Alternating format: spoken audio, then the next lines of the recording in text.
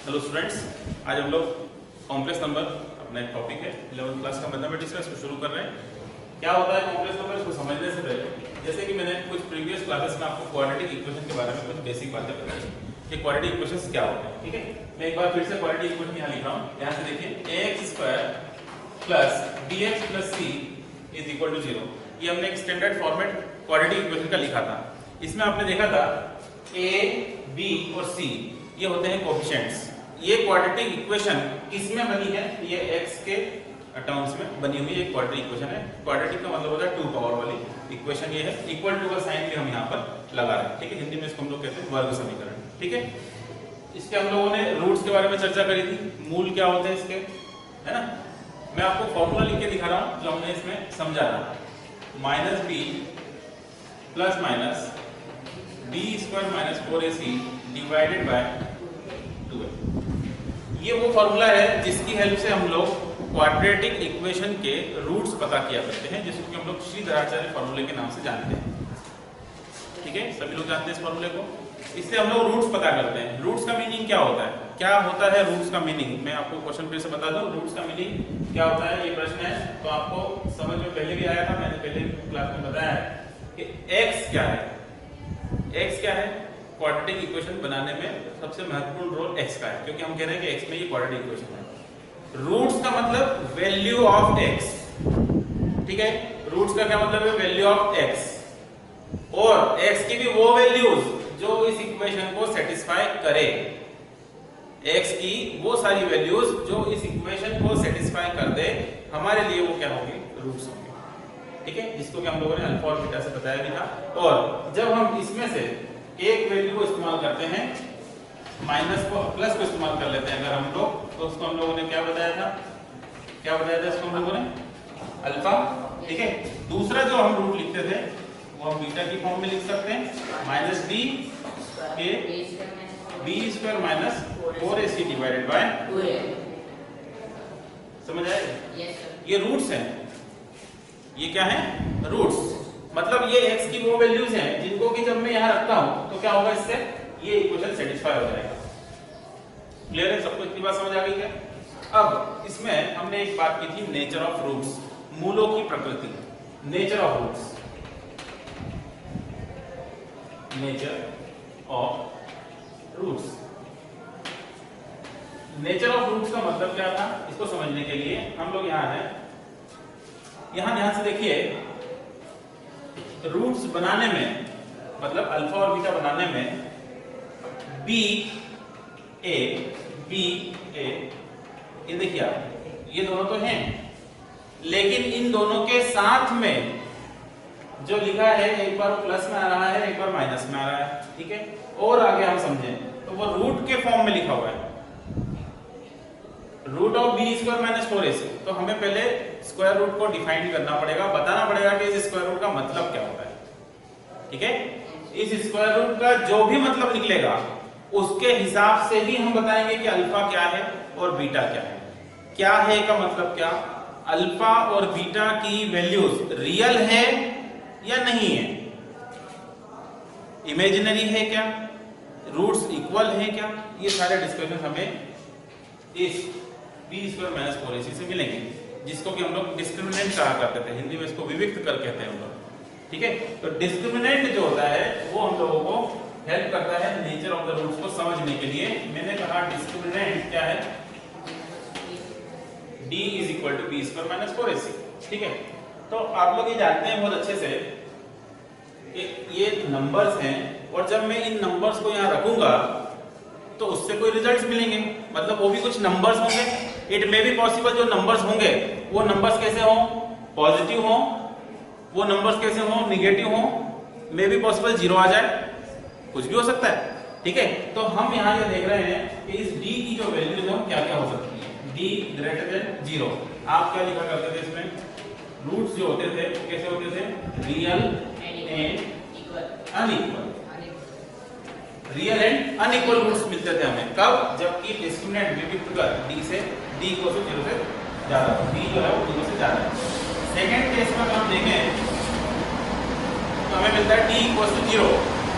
d = 0 का क्या मतलब है?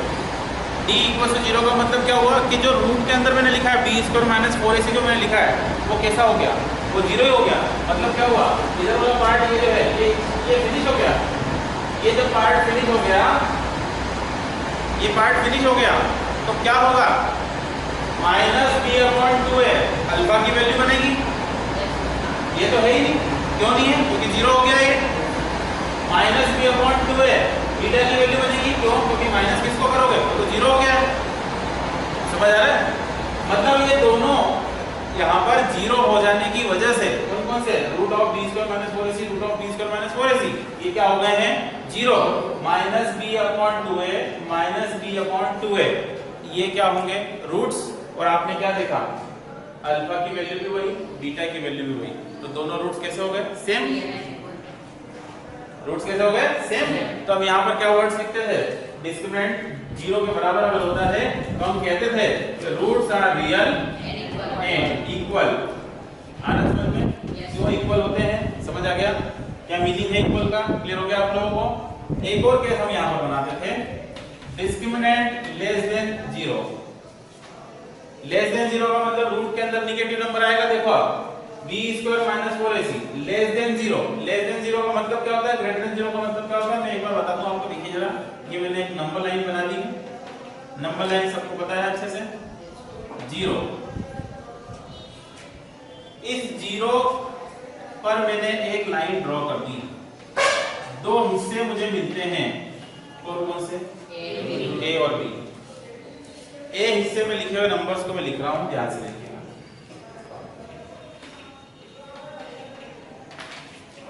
बी हिस्से में लिख रहा हूं मैं नंबर्स, ध्यान से, ठीक है। ए हिस्से में लिखे हुए नंबर सब कैसे हैं, नेगेटिव। बी हिस्से में लिखे हुए नंबर कैसे हैं, सब पॉजिटिव। बिल्कुल सिंपल है। मैं चाहता हूं x ग्रेटर देन 0 को समझना। x क्या है, x is any number. x क्या है, कोई भी नंबर हो सकता है, ठीक है। Number which is greater than 0, number का 0 से ज्यादा होना। मैं अभी नंबर लाइन पे खड़ा हूं, देखिएगा, ये मैं नंबर लाइन पे, ध्यान रखिएगा हमेशा नंबर लाइन बनाने के बाद आप जिस भी पॉइंट पे खड़े हैं उससे राइट हैंड साइड की तरफ बड़े नंबर्स मिलते हैं, उस नंबर से बड़े नंबर्स राइट हैंड साइड में मिलेंगे, उस नंबर से छोटे नंबर्स लेफ्ट हैंड साइड में मिलेंगे।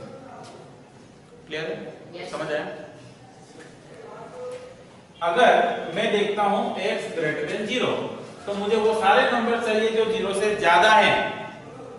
समझ आ रहा है क्या, x ग्रेटर देन 0 का मतलब क्या, x क्या है, कोई नंबर वो ऐसा है कि 0 से ज्यादा होना चाहिए, तो मैं 0 पे जाके खड़े हो जाता हूं। पहले तो ये आ गया मैं 0 पे, अभी डिसाइड हुआ है कि इससे ज्यादा बड़े नंबर मुझे चाहिए, तो मैं राइट हैंड साइड के नंबर लिखूंगा, मतलब मेरे लिए सेक्शन बी काम का है। मतलब सारे नंबर्स कैसे रहेंगे, पॉजिटिव। इसका मतलब समझ में मुझे ये आया कि अगर x ग्रेटर देन 0 लिखा है, इसका मतलब x कैसा है, पॉजिटिव नंबर है। आ रहा समझ में आप लोगों को। डिस्क्रिमिनेंट का 0 से ज्यादा होना मतलब क्या हुआ, डिस्क्रिमिनेंट की वैल्यू कैसी होगी, पॉजिटिव होगी, पॉजिटिव नंबर मिलेगा मुझे कुछ। क्लियर है, डिस्क्रिमिनेंट का 0 हो जाना, बता दिया मैंने आपको, दोनों फिनिश हो जाएंगे। डिस्क्रिमिनेंट का लेस देन 0 हो जाना, अब इसको समझते हैं, हम 0 पे आके खड़े हो जाएं। हम क्या चाहते हैं, discriminant is any number which is less than 0, मैं 0 पे जाके खड़े हो जाता हूं, मुझे इससे लेस नंबर चाहिए तो मैं लेफ्ट साइड की तरफ जाऊंगा, बराबर है। लेफ्ट साइड पे लिखे हुए सारे नंबर 0 से छोटे हैं, अभी डिसाइड हुआ है, ठीक है। तो ए वाला हिस्सा मेरे काम का है। ए हिस्से में नंबर्स जो लिखे हैं वो कैसे हैं, नेगेटिव है, मतलब डी की वैल्यू कैसी मिलेगी मुझे, नेगेटिव। और जब मैं रूट के अंदर नेगेटिव लिखूंगा तो वो नॉट डिफाइंड हो जाएगा, क्योंकि रूट को जब डिफाइन किया गया, root x is a function, और जब हमने इसको डिफाइन किया तो हमने पहले ही बता दिया था कि इस x की वैल्यू हमेशा या तो 0 से ज्यादा रखोगे या 0 के बराबर रखोगे, छोटा नहीं रखोगे कभी भी। जब बनाया गया था पहली बार, जब रूट x बनाया गया तो उसको डिफाइन किया गया, डिफाइन करते वक्त पहले ही क्लियर कर दिया था कि आप मेरे पास अगर नंबर लाओगे, मैं उसको चेक करूंगा कि ये 0 से ज्यादा है क्या, तब मैं इसके अंदर लिखूंगा उसको। अगर वो 0 है तब भी मैं लिखूंगा इसको। अगर आपने मुझे दिया -5, मैं यहाँ नहीं लिखूंगा। क्यों? क्योंकि डिफाइन ही नहीं। स्टार्टिंग में जब डिफाइन किया गया था तभी इसको इस तरीके से डिफाइन किया गया था, इसमें हमारा कोई पार्ट नहीं है। क्लियर है? समझ आ गया? तो उस केस में हम क्या कहते हैं यहां पर? Not real roots, not real roots. अपनी जो कहानी है कॉम्प्लेक्स नंबर की वो यहीं से शुरू हुई। ये क्या नई बात हमें बताई गई? 10th क्लास तक इतनी बातें हो चुकी हैं सब, लेकिन अब इसको आगे हमें पढ़ाना है। नॉट रियल रूट का मतलब क्या होता है? इसको क्यों ऐसा बनाया गया? क्या इसके आगे कोई बात ही नहीं है? अगर है तो वो क्या है, वो हमें समझना है। तो यूलर नाम के मैथमेटिशियन ने सबसे पहले ये बात बताई थी कि आप लोग मेरी बात अगर मान लो तो मैं मैथमेटिक्स के कई सारी जगहों पर जो मैथमेटिक्स आके रुका हुआ है उसको मैं सॉल्व कर सकता हूँ। कॉम्प्लेक्स नंबर बहुत इंपॉर्टेंट चैप्टर है। आप जब हायर स्टडीज करते हैं तो वहां पर ये एक काफी बड़ा हिस्सा हमें मिलता है और बहुत सारे कैलकुलेशंस में हमें हेल्प करता है। तो यूलर ने ये बताया था कि अगर आप मेरी बात मान सको तो आप मान लीजिए कि रूट के अंदर मैंने रखा है क्या? -1, और इस -1 का जो रिजल्ट है वो मैं लिखूंगा i। क्या लिखूंगा? i। और इस i का नाम है आयोटा।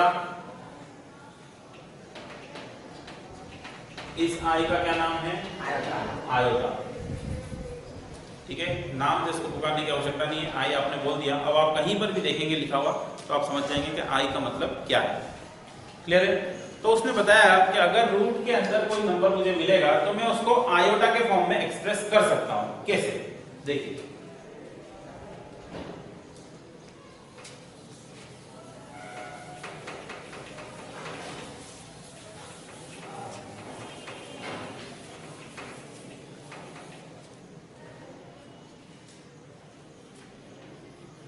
स्क्वायर रूट के अंदर मेरे पास अगर 4 लिखा है तो यूलर ने उसको किस तरीके से बताया? स्क्वायर रूट के अंदर अगर मैंने 4 लिखा है तो यूलर ने क्या बताया?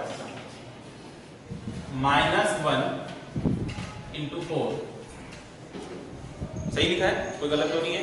-1 × 4 मैं लिख सकता हूं -4 को। ये लिखा मैंने -1 और स्क्वायर रूट ऑफ 4, ये भी ठीक है। भाई स्क्वायर रूट जो पावर होती है वो इस तरीके से सेपरेट की जा सकती है। ठीक है, और अभी हमने पढ़ा ये क्या होता है? i। तो ये तो मैंने लिख दिया i। 4 का स्क्वायर रूट मुझे पता है क्या होगा? 2। उसने एक और तरीके से इसको एक्सप्लेन किया। ये जो आप कह रहे हो आयोटा, इस i की जो वैल्यू है -1 √ में, इसको अगर आपने स्क्वायर कर दिया, क्या कर दिया आपने इसका स्क्वायर, तो क्या होगा?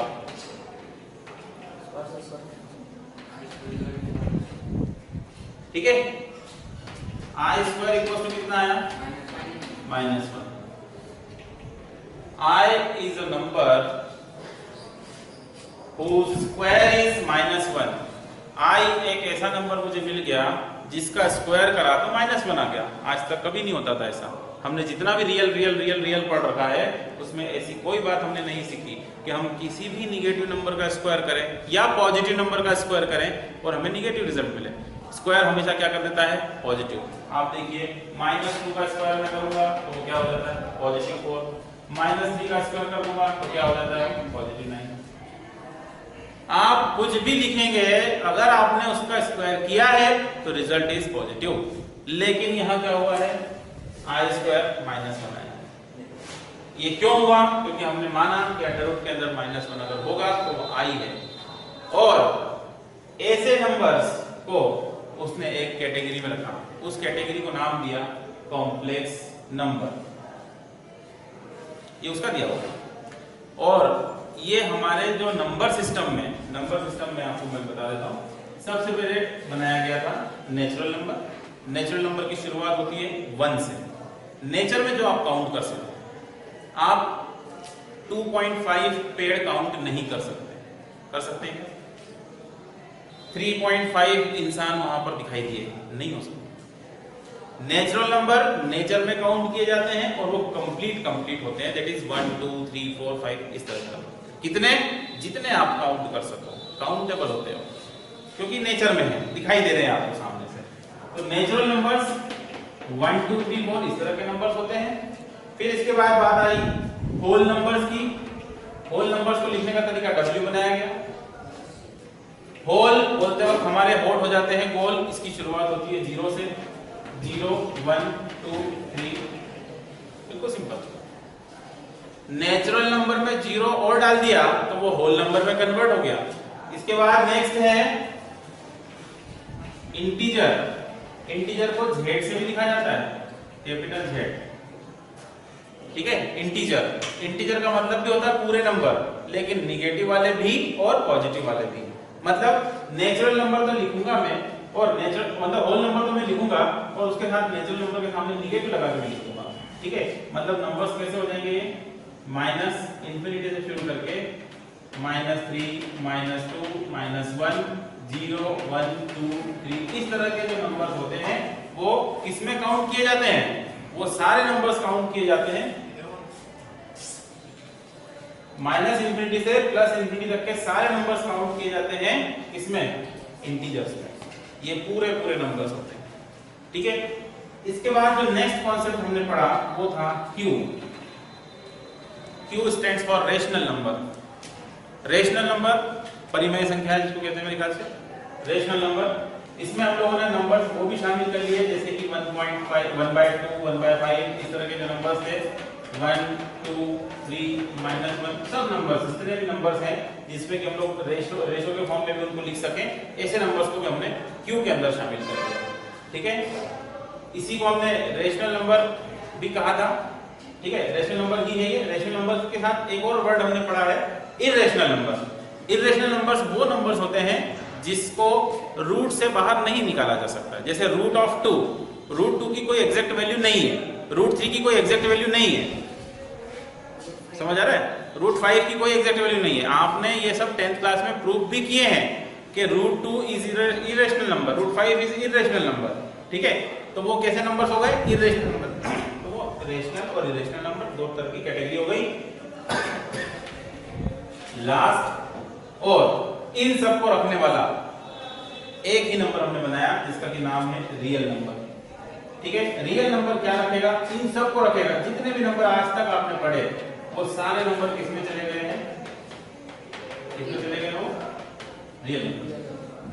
लेकिन रियल नंबर एक्सप्लेन कहां तक करता है, रूट के अंदर पॉजिटिव रहेगा तब तक। रूट के अंदर निगेटिव आ जाएगा तो फिर हमें किसके पास जाना पड़ेगा, आयोटा के पास। और ये हमें किसने बताया था, यूलर ने। और नाम क्या दिया था, कॉम्प्लेक्स नंबर। और इसका सिंबल क्या बनाया गया, C।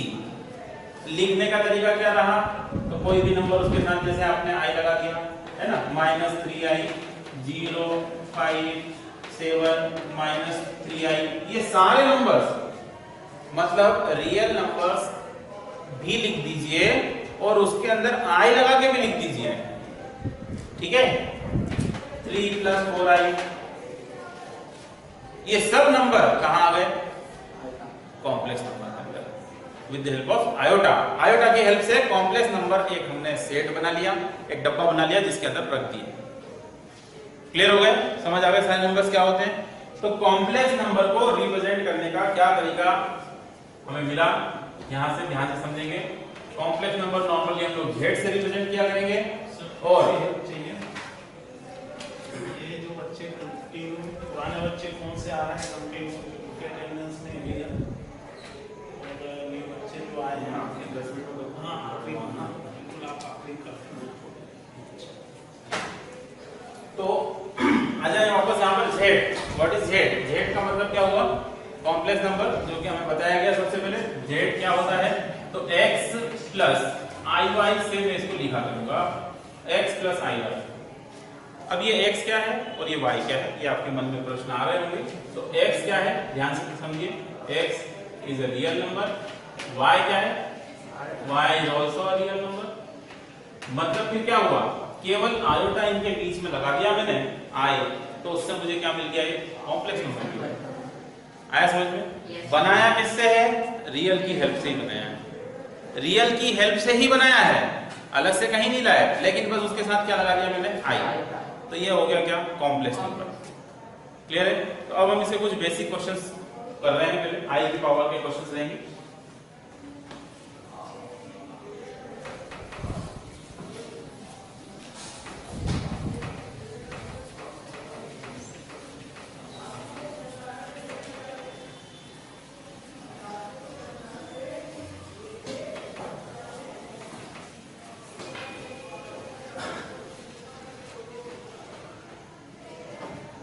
अभी हमने सीखा आई स्क्वायर रूट ऑफ -1 होता है, मैंने इसका स्क्वायर भी करके आपको बताया था। आई स्क्वायर कितना होता है? -1। ठीक है, मैं चाहता हूं कि आई क्यूब की वैल्यू मुझे पता चले। आई क्यूब कैसे लिखूंगा मैं? आई क्यूब आई स्क्वायर इंटू आई लिख सकता हूं। आई स्क्वायर क्या होता है? -1। देखिए ये आयोटा, लेकिन उसका रिजल्ट कैसा है? -1 मतलब रियल नंबर, तो आयोटा कन्वर्ट हो रहा है रियल नंबर। ये अपने काम की चीज होगी, है ना? इसको एक बॉक्स बना के रखें, काम आएगा ये। आयोटा को कन्वर्ट करना होगा रियल नंबर में, तो हम ऐसे कर सकते हैं स्क्वायर करके। ठीक है, फिर उसके बाद आई क्यूब की बात जब हम कर रहे हैं, तो यहाँ पे आई स्क्वायर -1 लिखूंगा मैं, तो क्या बनेगा? -1 इंटू आई माइनस आई। ठीक है, -1 को हम -i लिख सकते हैं सिंपली। ठीक है, तो क्या हो जाएगा? माइनस ऑफ आई। आ रहा समझ में आप लोगों को? Yes sir. अब मैंने लिखा i to the power 4। i to the power 4 लिखना हो तो कैसे लिखूंगा बताइए? i square into I square लिख सकता हूं क्या मैं? बेस सेम में पावर सेट होती है, आपको पता है फॉर्मूला। बेस सेम होते हैं और बीच में अगर मल्टीप्लिकेशन आता है तो हम क्या करते हैं? पावर्स को ऐड कर देते हैं। तो यहाँ पे ऐसे ही तो किया मैंने, ये बेस सेम है, 2 + 2 4 होता है, तो इस फॉर्मूले को रिवर्स फॉर्म में लगा दिया। ठीक है, 4 को लिखा पहले 2 + 2, i टू द पावर 4 था, इसको मैंने लिखा 2 + 2, इस फॉर्मेट में आ गया है। अब इसको इस फॉर्मेट में लिख दिया मैंने i, फिर यहाँ m की जगह पे क्या लिखना है? 2, फिर बीच में इंटू लगाना, फिर x प्लस i और n की प्लस पे क्या लिखना है? समझ आया सर? i स्क्वायर क्या होता है? -1। अगेन i स्क्वायर क्या होता है? -1 इंटू -1 इज +1। ये तो और इंपॉर्टेंट फॉर्मूला बन गया है, क्योंकि ये तो फिर भी -1 दे रहा था, ये +1 देगा। तो i टू द पावर 4 जहां भी मिले क्या लिखूंगा मैं वहां पर? +1। क्लियर है? समझ आ गया इसका?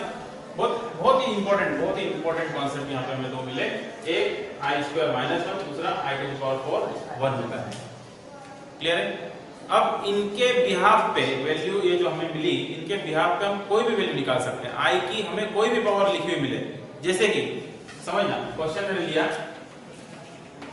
आई टू द पावर 97। अब हमें ये देखना है कि आई टू द पावर 97 क्या मिलेगा, उसका रिजल्ट क्या होगा।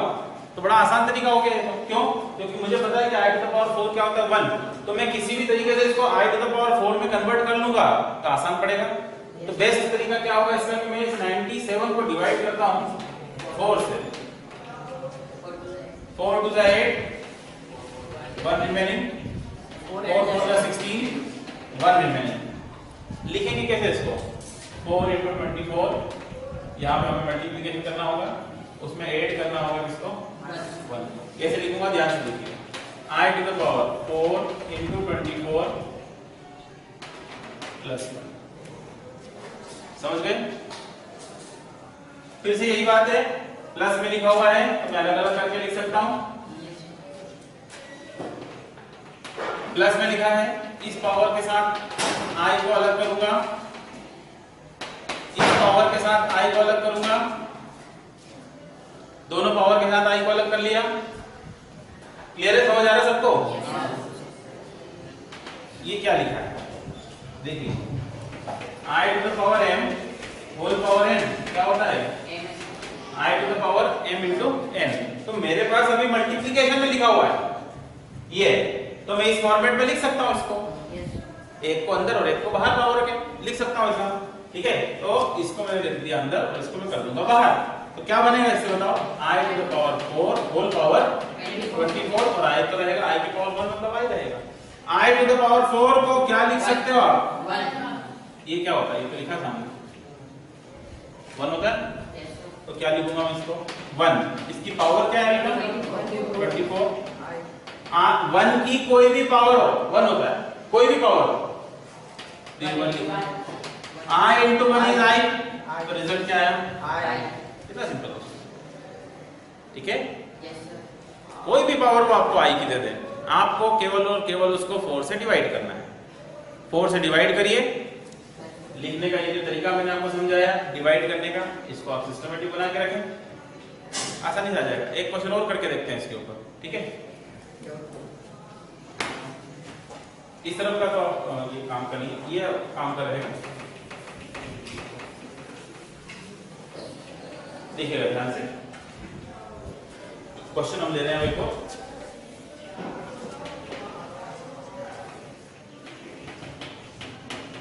i to the power 59, i की पावर मैंने क्या लिया 59 भी काफी बड़ी पावर है, एकदम से हम नहीं समझ पा रहे हैं कि क्या आएगा इसका रिजल्ट, तो हम क्या करें रफ में पहले 59 को डिवाइड कर लेते हैं किससे 4 1 जा 4 पर मेरी 90, ठीक है। क्या आएगा बताएं आगे, 4 4 जा 16 3 रिमेनिंग, कैसे लिखोगे, इन दोनों का मल्टीप्लिकेशन करोगे या इसको ऐड कर लोगे, क्या लिखूंगा बताइए, i raised to the power 4 into 14 plus 1, ठीक है। ये आएगा, अभी फॉर्मूला देखा हमने,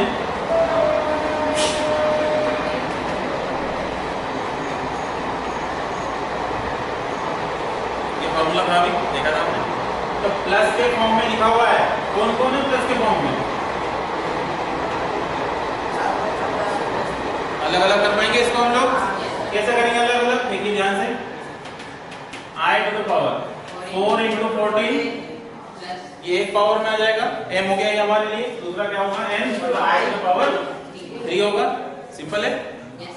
अब देखें इसके लिए क्या फॉर्मूला लगाएंगे, x to the power m whole power n, क्या होता है ये बताएं, पावर का इंटू हो जाता है, तो अगर मेरे पास इंटू करके लिखा है तो मैं ऐसा लिख सकता हूँ, ठीक है। तो क्या होगा बोलिए, i to the power 4 whole power 14 बनेगा, ठीक है, इनटू i क्यूब, अगर आप चाहें तो i क्यूब की वैल्यू भी रख सकते हैं, i क्यूब की वैल्यू हम निकाल चुके हैं माइनस i, यहाँ पे मैं रिप्लेस कर देता हूँ इसको, क्या लिखूंगा minus i to the power 4 की वैल्यू कितनी है 1, 1 की पावर 14,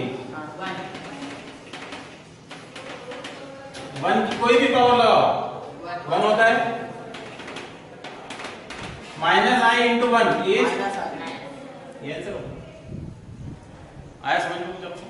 तो i की पावर के क्वेश्चंस कैसे किए जाते हैं आप लोगों को क्लियर हुआ अच्छे से, नोट कीजिए।